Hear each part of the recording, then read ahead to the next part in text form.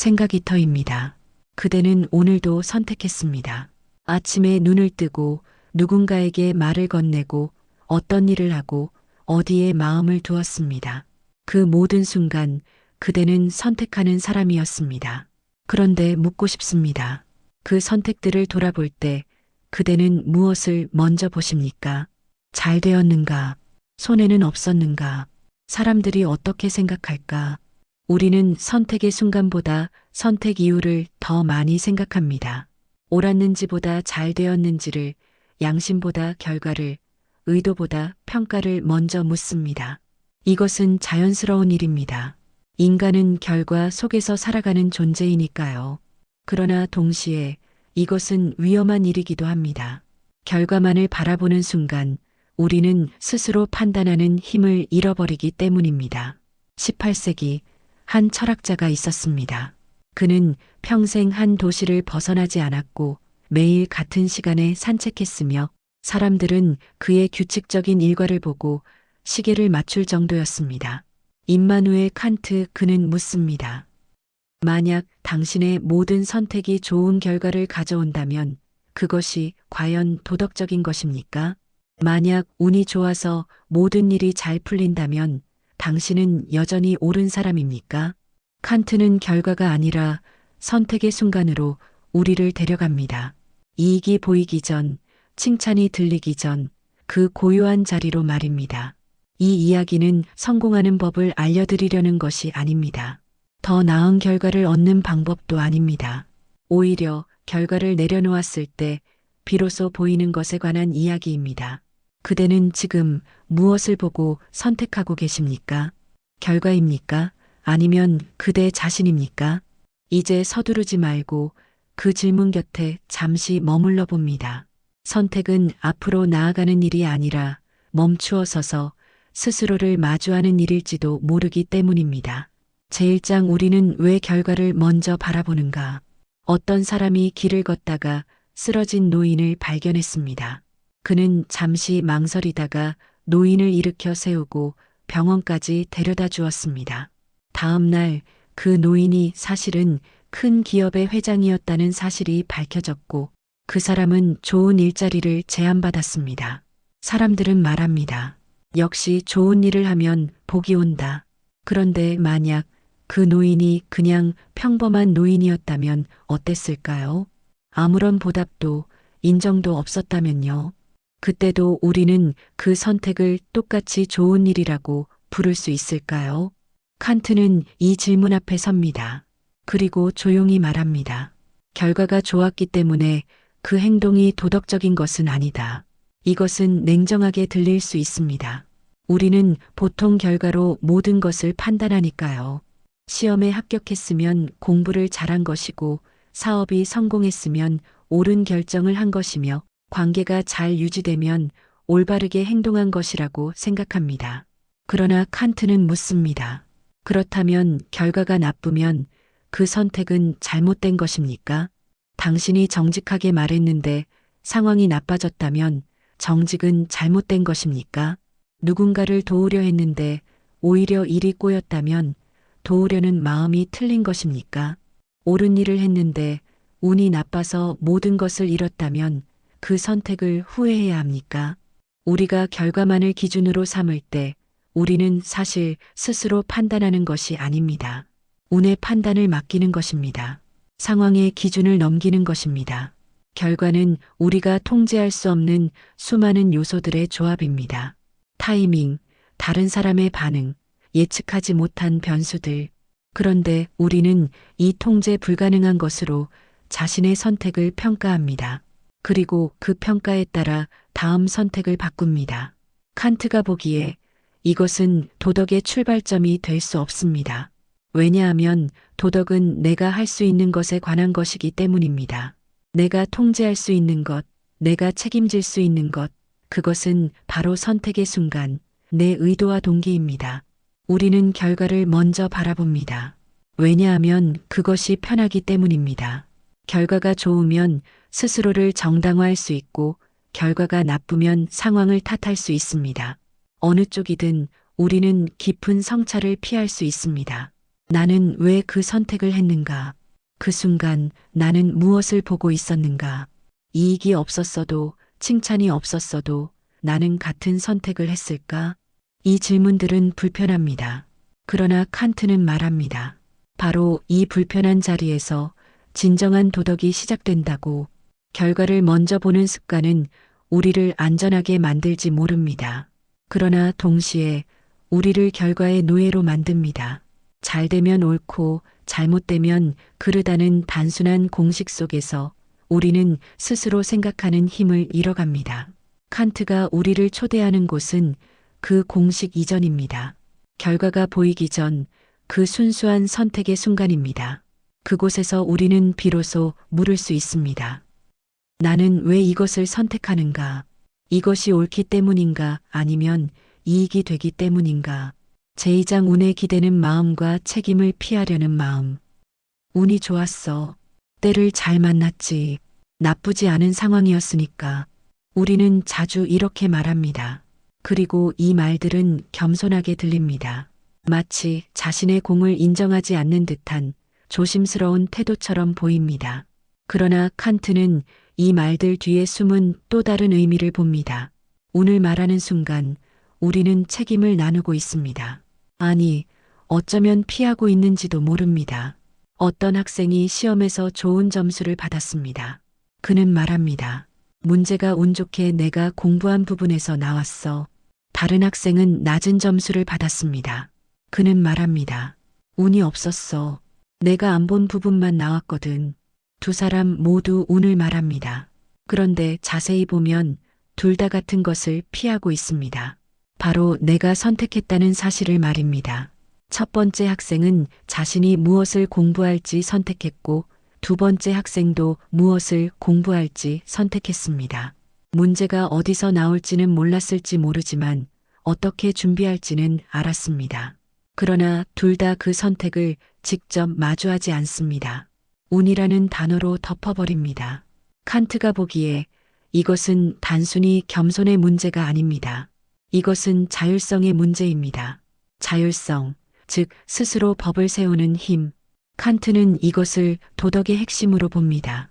인간이 도덕적일 수 있는 이유는 인간이 스스로 옳고 그름을 판단할 수 있기 때문입니다. 누가 시켜서도 상황이 강요해서도 아닌 내 안의 이성으로 판단하는 힘. 그런데 우리가 운에 기댈 때 우리는 이 힘을 내려놓습니다. 상황이 좋았으니까 잘했다. 조건이 나빴으니까 못했다. 이렇게 말할 때 우리는 사실 이렇게 말하고 있는 것입니다. 내 선택은 중요하지 않았다. 상황이 나를 선택하게 했다. 칸트는 반대로 말합니다. 아니다. 상황이 어떻든 당신은 선택할 수 있었다. 극단적인 예를 들어봅시다. 어떤 사람이 폭력적인 위협을 받고 있습니다. 누군가를 해치지 않으면 자신이 죽는 상황입니다. 대부분의 사람들은 말할 것입니다. 어쩔 수 없었다. 상황이 그를 그렇게 만들었다. 그러나 칸트는 여전히 말합니다. 그는 선택할 수 있었다. 죽음을 선택할 수도 있었다고 말입니다. 이것은 비인간적으로 들립니다. 그러나 칸트의 요점은 그 선택을 강요하는 것이 아닙니다. 오히려 인간이 얼마나 자유로운 존재인지를 드러내는 것입니다. 어떤 상황에서도 인간에게는 선택이 있습니다. 그 선택이 고통스럽고 불가능해 보이고 불합리해 보일지라도 선택은 존재합니다. 그리고 바로 이 선택의 가능성이 인간을 도덕적 존재로 만듭니다. 운에 기대는 마음은 때로 우리를 편안하게 합니다. 잘 되면 겸손할 수 있고 잘못되면 위로받을 수 있습니다. 내 탓이 아니야. 운이 없었을 뿐이야. 그러나 이 편안함의 대가는 무엇입니까? 우리는 스스로 판단하는 주체가 되기를 포기합니다. 상황의 피해자, 운명의 승객이 됩니다. 칸트가 자유를 도덕의 핵심으로 본 이유는 여기에 있습니다. 진정으로 도덕적이기 위해서는 우리는 스스로의 선택을 온전히 받아들여야 합니다. 좋은 결과도 나쁜 결과도 운 좋은 상황도 나는 이것을 선택한다고 말할 수 있어야 합니다. 이것은 쉬운 일이 아닙니다. 외로운 일입니다. 운을 탓할 수도 상황을 원망할 수도 없는 자리에 홀로 서는 것입니다. 그러나 칸트는 말합니다. 바로 그 외로운 자리에서 당신은 비로소 자유롭다고, 누구에게도 어떤 상황에게도 지배받지 않는 스스로 판단하고 스스로 책임지는 존재로서 말입니다. 운에 기대고 싶은 마음을 칸트가 부정하는 것은 아닙니다. 다만 그는 묻습니다. 그 마음 뒤에 당신이 피하려는 것은 무엇입니까? 어쩌면 그것은 자유의 무게가 아닐까요? 제3장 옳다는 감각은 어디에서 오는가? 한밤중 아무도 보지 않는 길에서 당신은 지갑을 발견합니다. 돈이 꽤 들어 있습니다. 주변을 둘러봐도 아무도 없습니다. CCTV도 보이지 않습니다. 당신이 가져가도 누구도 알지 못할 것입니다. 그런데 그 순간 당신 안에서 무언가가 말합니다. 안 돼. 이 목소리는 어디서 오는 것일까요? 부모님이 가르쳐 주셨기 때문일까요? 법이 처벌할까 봐일까요? 나중에 발각될까 봐일까요? 아니면 누군가 보고 있을지도 모른다는 두려움 때문일까요? 칸트는 말합니다. 아니다. 그 모든 이유가 없어도 당신은 여전히 안 되라고 느낀다. 이것이 바로 실천이성입니다. 실천이성은 계산하지 않습니다. 이것을 하면 이익인가, 손해인가를 따지지 않습니다. 들키면 어떻게 하지를 걱정하지 않습니다. 그저 조용히 그러나 분명하게 말합니다. 이것은 해서는 안 되는 일이다. 칸트는 이 목소리를 신뢰합니다.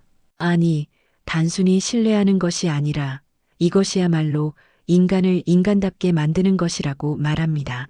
왜냐하면 이 목소리는 외부에서 오는 것이 아니기 때문입니다. 부모의 가르침도 사회의 규칙도 종교의 계명도 아닙니다. 그것들이 모두 사라진 자리에서도 이 목소리는 남아 있습니다. 당신이 완전히 혼자인 순간, 누구의 시선도, 어떤 보상도, 처벌의 두려움도 없는 순간, 그때에도 당신은 압니다. 이것은 옳다. 저것은 그르다. 이것이 도덕 법칙입니다. 밖에서 주어진 규칙이 아니라 내 안에서 스스로 발견하는 법칙입니다. 어떤 사람들은 묻습니다. 하지만 사람마다 옳다고 느끼는 게 다르지 않나요? 칸트는 대답합니다.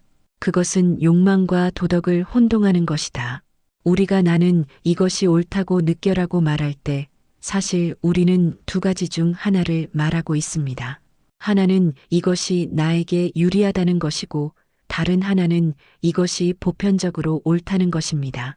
첫 번째는 욕망입니다. 두 번째가 도덕입니다. 칸트의 유명한 질문이 있습니다. 당신의 선택이 모든 사람의 법칙이 되어도 좋은가? 이것이 정업 명령입니다. 지갑을 주워서 가지는 것, 그것이 모든 사람의 법칙이 된다면 어떻게 될까요? 모든 사람이 주운 지갑을 가진다면 아무도 지갑을 안심하고 가지고 다닐 수 없을 것입니다. 지갑이라는 개념 자체가 무의미해질 것입니다. 이것이 실천이성이 작동하는 방식입니다. 내 욕망이 아니라 보편성을 묻습니다. 이것이 모두의 법칙이 되어도 나는 이것을 원하는가? 그리고 놀라운 것은 우리 대부분이 이미 이 질문을 알고 있다는 것입니다. 누가 가르쳐 주지 않아도 우리는 이미 압니다. 거짓말을 할 때 우리는 압니다. 만약 모두가 거짓말을 한다면 말이라는 것이 의미가 없어질 것이다. 약속을 어길 때 우리는 압니다. 만약 모두가 약속을 지키지 않는다면 약속이라는 것 자체가 사라질 것이다. 남을 이용할 때 우리는 압니다. 만약 모두가 서로를 이용한다면 신뢰라는 것이 존재하지 않을 것이다. 이 알미 바로 실천이성입니다. 누구의 명령도 보상도 없는 자리에서 우리는 이미 옳고 그름을 판단할 수 있습니다. 칸트가 우리에게 주는 위로는 이것입니다. 당신은 이미 압니다. 깊은 곳에서, 고요한 곳에서 당신은 이미 도덕 법칙을 가지고 있습니다. 문제는 그것을 듣지 않으려 한다는 것입니다. 욕망이 시끄럽고 두려움이 크고 이익이 눈앞에 있을 때 우리는 그 조용한 목소리를 외면합니다. 그러나 그 목소리는 사라지지 않습니다. 당신이 선택한 후에도 그것은 남아 있습니다. 때로는 후회로, 때로는 불편함으로, 때로는 설명할 수 없는 무거움으로, 옳다는 감각은 밖에서 오는 것이 아닙니다. 그것은 이미 당신 안에 있습니다. 칸트는 단지 우리를 그 고요한 자리로 초대할 뿐입니다. 멈추어 서서 들어보세요. 보상도 처벌도 타인의 시선도 모두 사라진 그 자리에서 당신의 이성이 무엇을 말하고 있는지, 제사장 상황이 바뀌어도 흔들리지 않는 기준, 어떤 사업가가 있습니다. 그는 거래처에 항상 정직합니다. 계약을 철저히 지키고 약속한 품질을 보장하며 작은 불이익도 숨기지 않습니다. 사람들은 그를 칭찬합니다. 역시 정직한 사람이야. 그런데 어느 날 회사가 위기에 처합니다. 정직하게 하면 망할 상황입니다. 그때 그는 어떻게 할까요? 만약 그가 상황이 바뀌자 태도를 바꾼다면 칸트는 묻습니다. 그는 처음부터 정직했던 것일까? 아니면 단지 정직하는 것이 유리했던 것일까? 이것이 칸트가 말하는 도덕적 가치의 핵심입니다. 진정한 도덕은 상황이 바뀌어도 흔들리지 않습니다. 우리는 자주 이렇게 생각합니다. 상황이 좋을 때는 옳은 일을 하기 쉽지. 맞는 말입니다. 돈이 충분할 때 정직하기는 쉽습니다. 안전할 때 용기를 보이기는 쉽습니다. 이익이 될 때 친절하기는 쉽습니다. 그러나 칸트는 말합니다.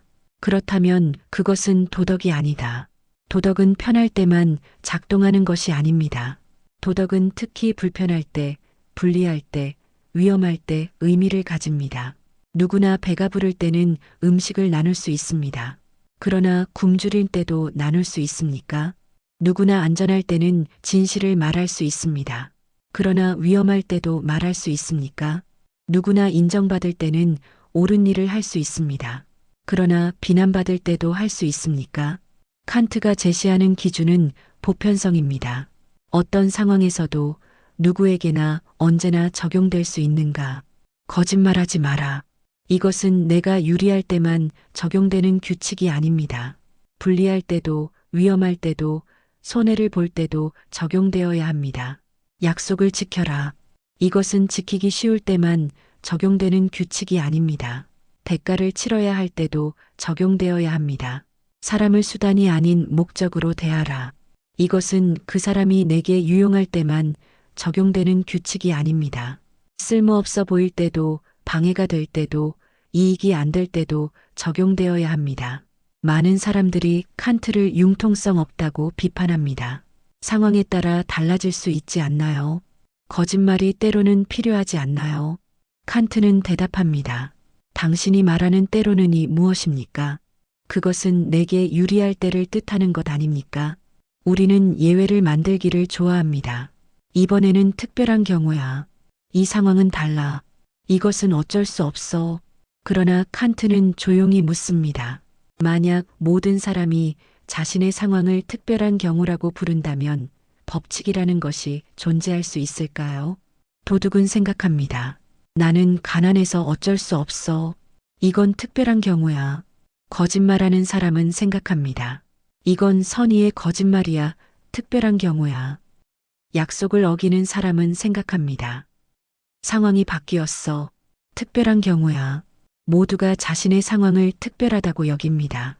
그리고 그 순간 도덕 법칙은 사라집니다. 칸트가 요구하는 것은 가혹해 보입니다. 그러나 자세히 보면 이것은 공정함입니다. 나에게 유리할 때만 적용되는 규칙은 규칙이 아닙니다. 그것은 편의입니다. 진정한 규칙은 나에게 불리할 때도 적용되어야 합니다. 이것이 바로 정의입니다. 내가 강자일 때도 약자일 때도 같은 기준을 적용하는 것.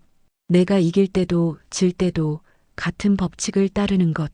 그러나 칸트는 묻습니다. 당신은 상황을 보는 것입니까? 아니면 자신에게 유리한지를 보는 것입니까? 상황이 바뀌어도 흔들리지 않는 기준을 가진다는 것.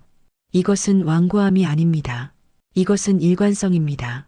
자신에게도 타인에게도 같은 잣대를 적용하는 용기입니다. 그리고 칸트는 말합니다. 바로 이 일관성 속에서 당신은 신뢰받을 수 있다고. 사람들은 당신의 선택을 예측할 수 있고 당신의 말을 믿을 수 있으며 당신과 함께 무언가를 만들어갈 수 있다고. 상황에 따라 바뀌는 사람은 누구도 믿을 수 없습니다. 유리할 때는 정직하고 불리할 때는 거짓말하는 사람을 누가 신뢰할 수 있겠습니까? 결국 칸트가 말하는 것은 이것입니다. 도덕은 쉬울 때를 위한 것이 아니라 어려울 때를 위한 것이라고. 그리고 바로 그 어려운 순간에 흔들리지 않을 때 우리는 비로소 도덕적 인간이 된다고 말입니다. 제5장 결과를 내려놓을 때 비로소 자유로워지는 선택. 어떤 의사가 있습니다. 그는 환자를 살리기 위해 최선을 다합니다. 그런데 환자가 죽습니다. 그는 잘못한 것일까요? 다른 의사가 있습니다. 그는 대충 치료했는데 운 좋게 환자가 살았습니다. 그는 잘한 것일까요? 결과만 보면 두 번째 의사가 더 나아 보입니다. 환자가 살았으니까요. 그러나 칸트는 묻습니다. 과연 그런가? 우리는 결과를 통제하려 합니다. 아니, 통제할 수 있다고 믿습니다. 이렇게 하면 잘 될 거야. 이것만 하면 성공할 거야. 우리는 끊임없이 결과를 예측하고 계산하고 보장받으려 합니다. 그러나 칸트는 말합니다. 결과는 당신의 것이 아니다. 결과에는 너무 많은 변수가 있습니다. 당신이 통제할 수 없는 것들이 너무 많습니다. 다른 사람의 선택, 예측하지 못한 사건, 운, 타이밍, 우연. 아무리 최선을 다해도 실패할 수 있습니다. 아무것도 하지 않았는데 성공할 수도 있습니다. 정직했는데 손해를 볼 수 있습니다. 거짓말했는데 이익을 얻을 수도 있습니다. 그렇다면 우리는 무엇을 해야 할까요? 결과를 포기해야 할까요? 칸트는 대답합니다. 결과를 포기하는 것이 아니다. 결과에 대한 집착을 내려놓는 것이다. 이 둘의 차이는 무엇일까요? 결과를 포기한다는 것은 어차피 안 될 거야 라고 체념하는 것입니다. 그러나 집착을 내려놓는다는 것은 될지 안 될지 모르지만 나는 옳은 일을 한다고 말하는 것입니다. 전자는 무기력입니다. 후자는 자유입니다. 당신이 결과를 통제하려 할 때 당신은 사실 결과의 노예가 됩니다. 결과가 좋으면 행복하고 나쁘면 불행합니다. 결과가 당신의 가치를 결정합니다. 그러나 당신이 결과를 내려놓을 때 당신은 자유로워집니다. 결과가 어떻든 당신은 이미 옳은 일을 했습니다. 그것으로 충분합니다. 어떤 사람이 진실을 말합니다. 그로 인해 모든 것을 잃을 수도 있습니다. 그러나 그는 말합니다. 나는 진실을 말했다. 그것으로 충분하다. 어떤 사람이 약속을 지킵니다. 그로 인해 큰 기회를 놓칠 수도 있습니다. 그러나 그는 말합니다. 나는 약속을 지켰다. 그것으로 충분하다. 어떤 사람이 정직하게 일합니다. 그로 인해 경쟁에서 밀릴 수도 있습니다. 그러나 그는 말합니다. 나는 정직하게 했다. 그것으로 충분하다. 이것이 칸트가 말하는 자유입니다. 결과로부터의 자유, 운으로부터의 자유, 타인의 평가로부터의 자유. 많은 사람들이 이것을 순진하다고 비판합니다. 현실은 그렇지 않아요. 결과가 중요해요. 칸트는 부정하지 않습니다. 그렇다. 결과는 중요하다. 그러나 결과가 당신의 선택을 정당화할 수는 없다.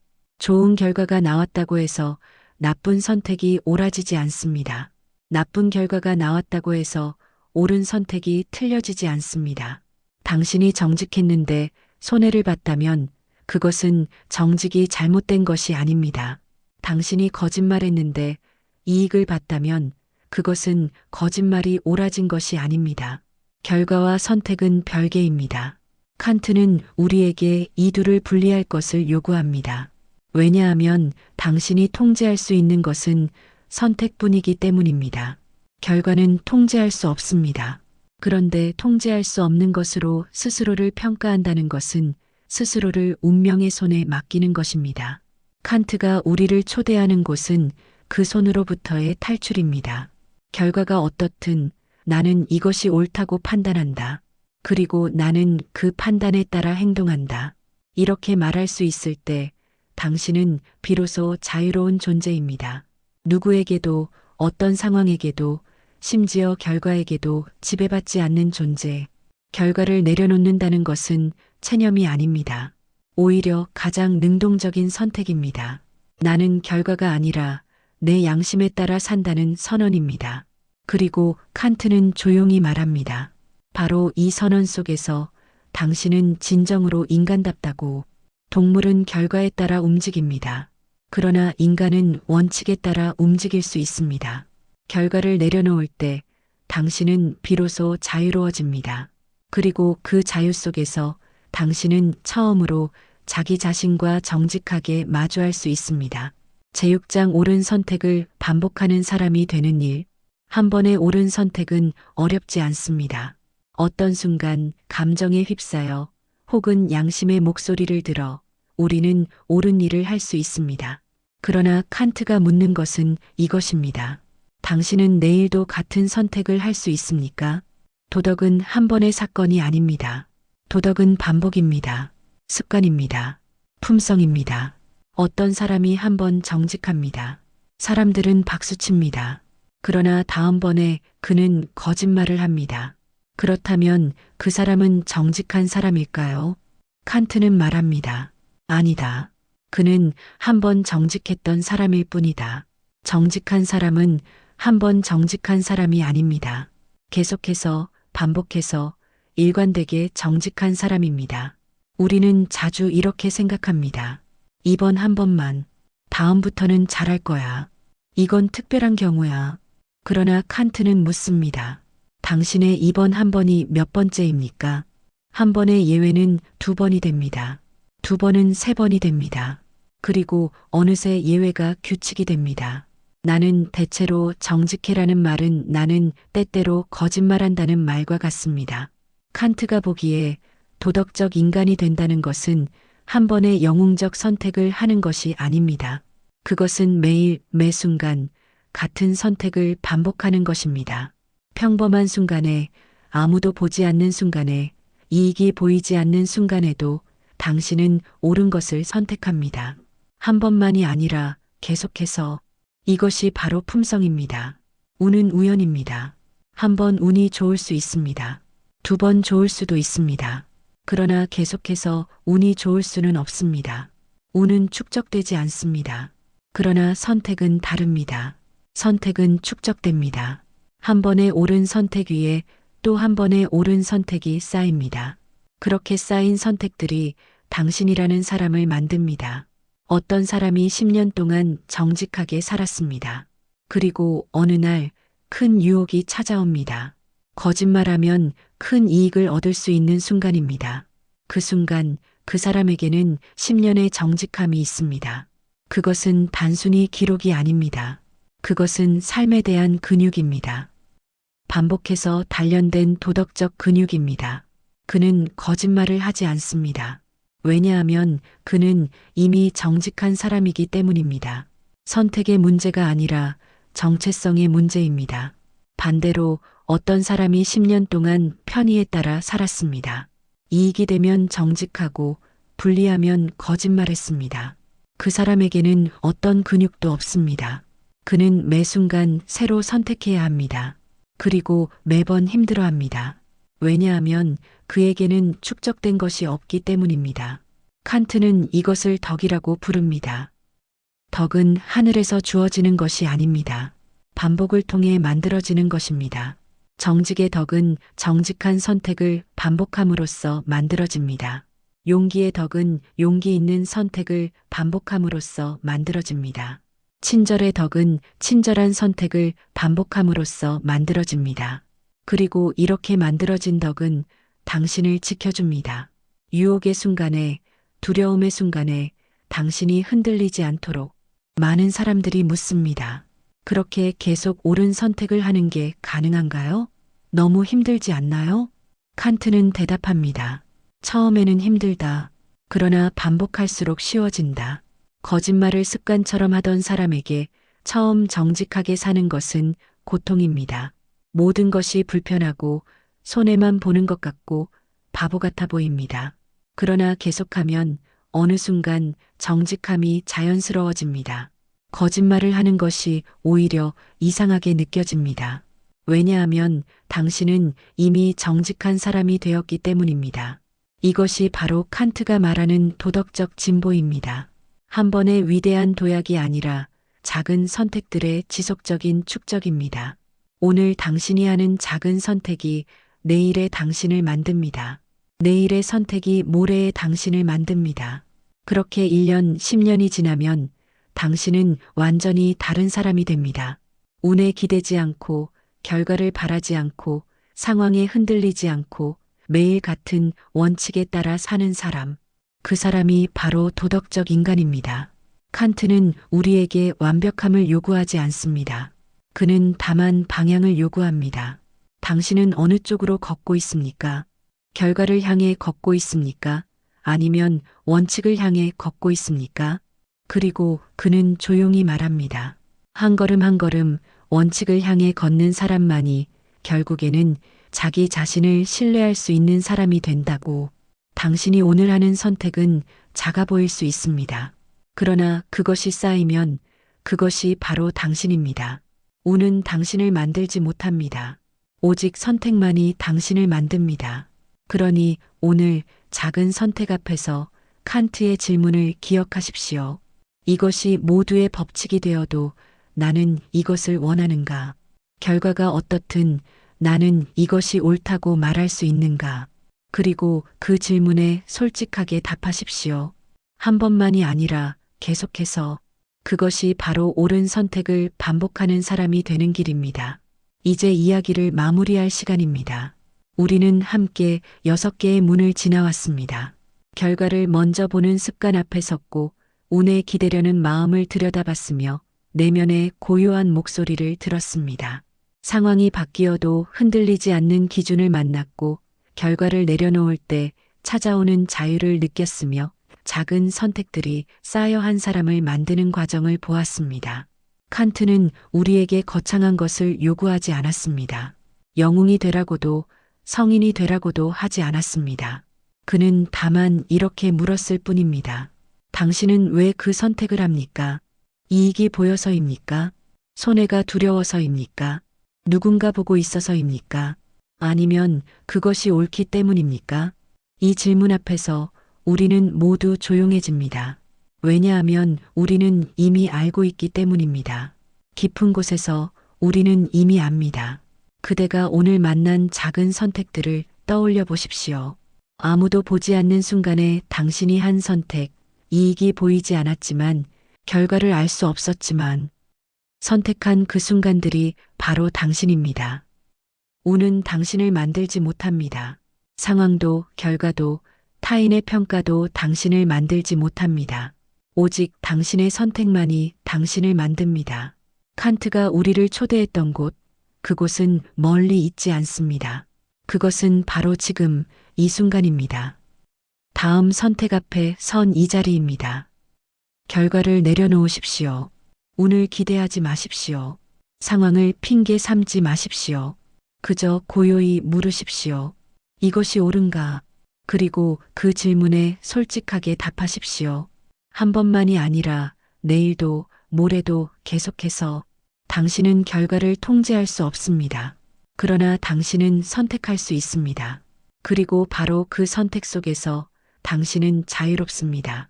그대가 선택하는 사람이기를. 운에 기대지 않고 결과에 흔들리지 않고 매 순간 스스로에게 정직한 사람이기를. 칸트의 길은 쉽지 않습니다.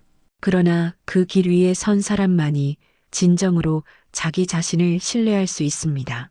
오늘도 내일도 당신은 선택할 것입니다. 그 모든 순간 이 질문을 기억하십시오. 나는 왜 이것을 선택하는가? 그 질문에 떳떳하게 답할 수 있는 하루가 그대에게 찾아오기를 바랍니다. 여기까지가 오늘의 사유여정입니다. 생각이터에서 여러분의 마음이 조금이라도 편안한 공간이 되길 바랍니다. 감사합니다.